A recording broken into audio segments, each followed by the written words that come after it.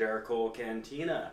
We are gonna start reviewing Picard on January 23rd. Ooh, I like that. I do too.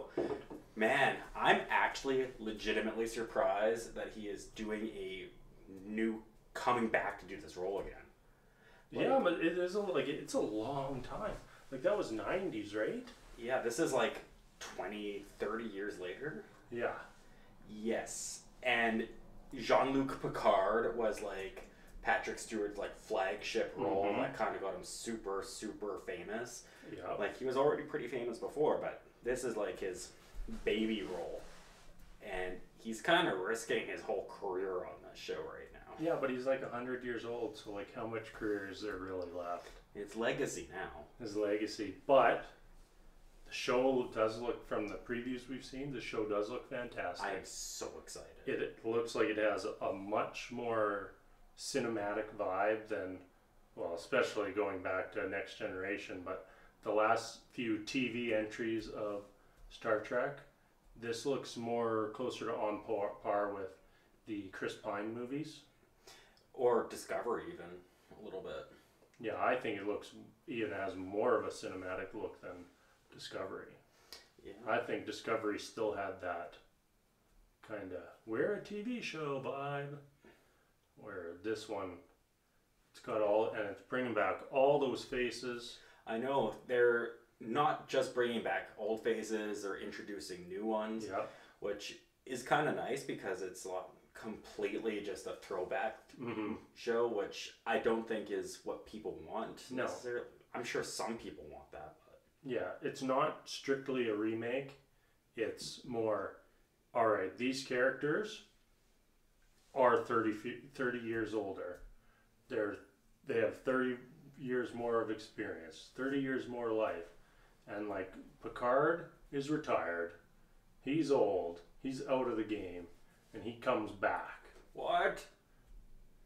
Picard. He's old. What? Picard. He's old. I'm just trolling you. Oh, you were pretending to be... What if that is like half the show? What? What? The Klingons just sent us... It looks like a little poop with eyes. I think that means war. Grandpa Picard? That's called an emoji? Get with it. Dab.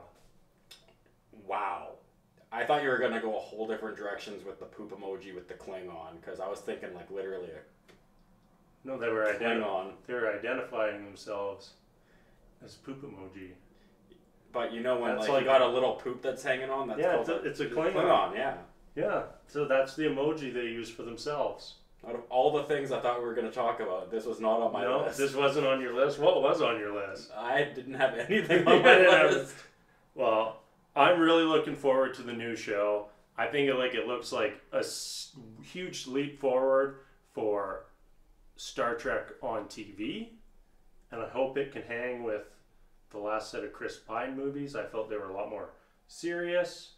They just had that really grand space feel, like the way a space show is supposed to feel.